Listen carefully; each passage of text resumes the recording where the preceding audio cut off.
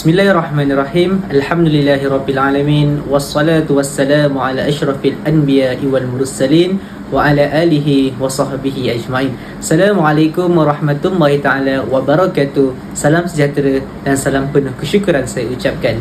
Kami daripada pengajian Ijazah Sarjana Muda Usuluddin akan membentangkan poster berdasarkan kursus Ilmu Wahyu dan Sains, kod kursus MPU 33012, di mana tajuk kami iaitu Sains Perubatan, Rahsia Makanan Halal dan Haram.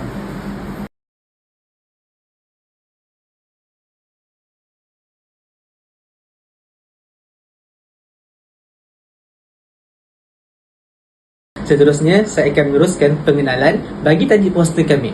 Menurut rujukan Cik Wan Jasimah Wan Muhammad Razi pada tahun 2000, beliau mengatakan dari segi istilah bahasa Arab, makanan diistilahkan sebagai ad-da'imah, iaitu jamak kepada ta'am yang bermaksud merasai sesuatu sama ada ia manis, masam, pahit atau sebagainya.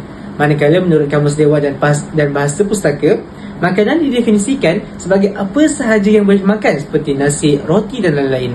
Oleh itu, salah satu persoalan yang sentiasa dibincangkan oleh pengguna Muslim khususnya pada hari ini adalah pemilihan makanan halal dan haram.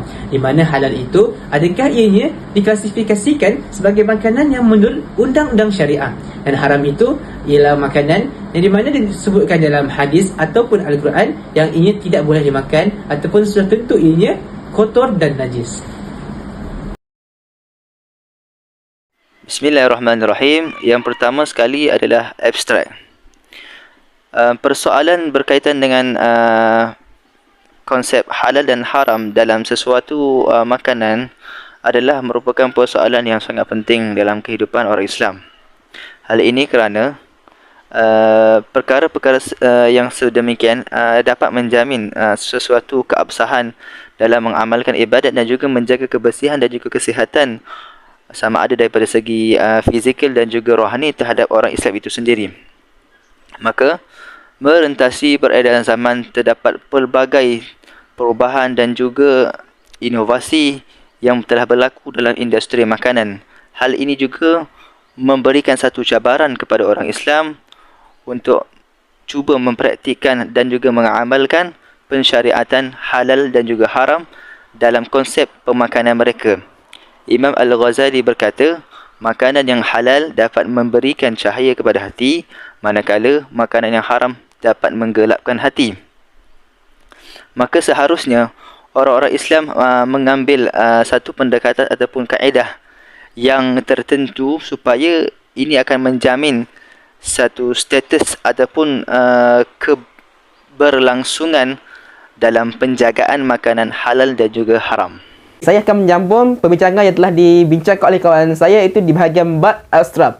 Okey, saya akan menyambung di bahagian bab sembelihan. Sebagaimana kita tahu, iaitu sembelihan merupakan salah satu aspek utama untuk memastikan sesuatu produk iaitu diyakini bersih, halal dan juga suci daripada kekotoran apa semualah. Okey. Sebagaimana kita tahu bahawa kita untuk membeli sesuatu sembelihan ni mestilah mengikut syarak Islam yang ditetapkan.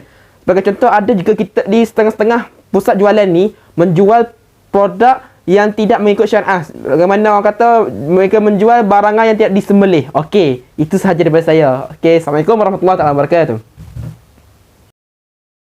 Bismillahirrahmanirrahim. Assalamualaikum warahmatullahi taala wabarakatuh.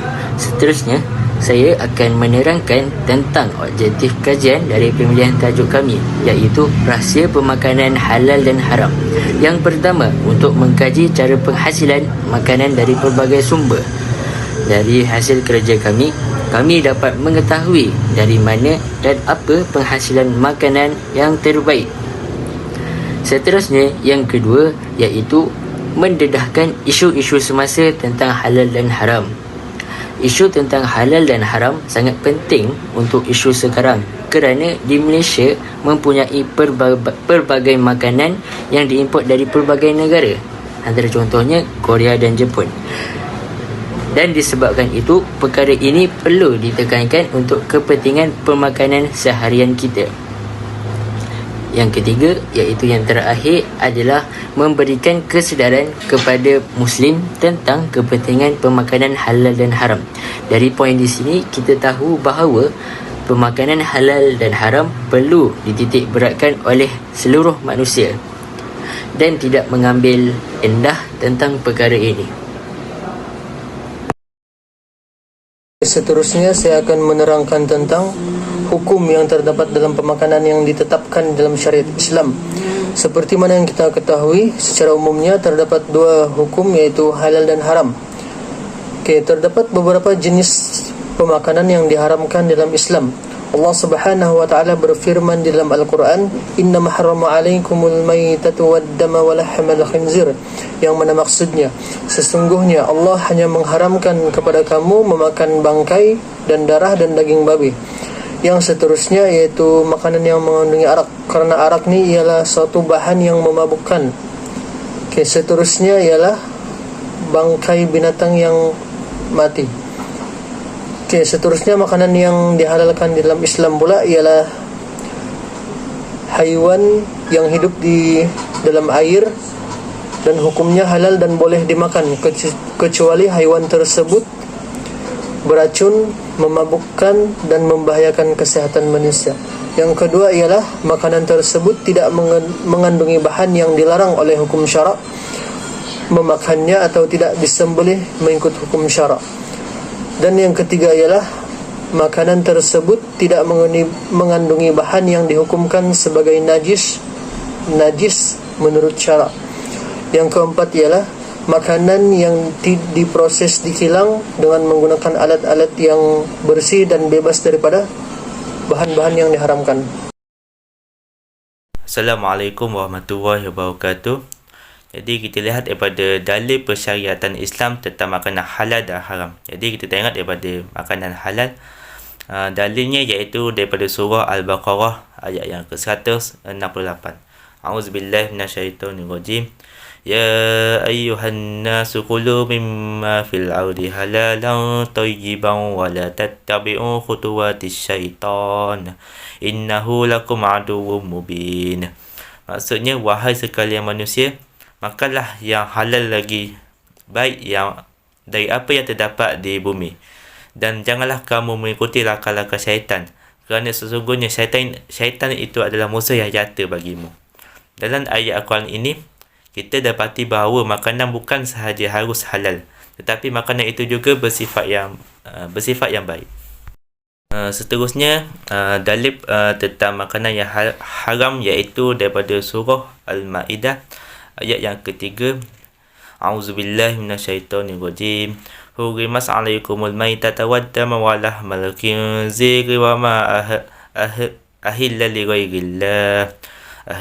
ghairillahi bihi wal mukhaffinati wal mawquzati wal mutaradiyati wan natiha wa ma aqala sabu'u illa ma zakkaitum wa ma zubiha 'alan nusubi wa taqsimu bil azlam.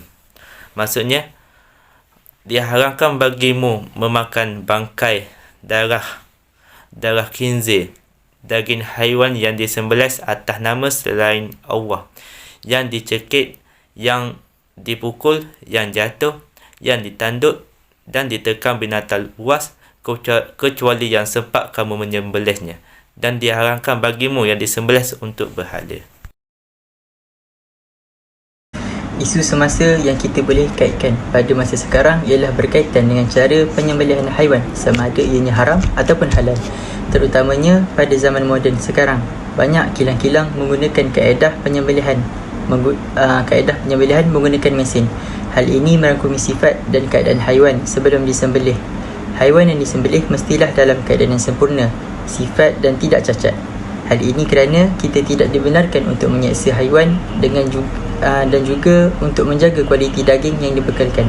Ekoran daripada permintaan ternakan yang semakin tinggi, kilang-kilang juga menggunakan mesin canggih untuk menyembelih dan memotong daging untuk dibekalkan. Justru itu, pihak JAKIM dengan rujukan daripada Fatwa Kebangsaan memantau aktiviti penyembelihan dengan membenarkan hanya mesin pneumatic persuasive stunning sahaja yang dibenarkan untuk menyembelih. Selain daripada mesin, orang yang melakukan penyembelihan juga perlulah mempunyai ilmu dan mendapatkan tauliah daripada pihak berwajib. Hal ini kerana ingin mengelakkan daripada cara penyembelihan yang haram menurut syarak. InsyaAllah saya akan membuat sedikit rumusan berkaitan dengan tajuk tugasan, iaitu rahsia pemakanan halal dan haram. Okey, baik. Jadi kegairahan dalam menghasilkan sesuatu produk pada masa kini telah menimbulkan pelbagai isu halal dan haram. Jadi kebanyakan isu yang timbul adalah berkaitan dengan penggunaan alatan moden dalam penyembelihan. Walaupun kaedah yang digunakan ini ianya bersifat efisien, namun aspek ihsan turut diambil kira, kerana sembelihan yang tidak mengikut syariat ianya akan menukarkan status haiwan kepada haram untuk dimakan dan dimanfaatkan. Jadi itu saja daripada saya. Wallahu ta'ala alam. Assalamualaikum warahmatullahi wabarakatuh.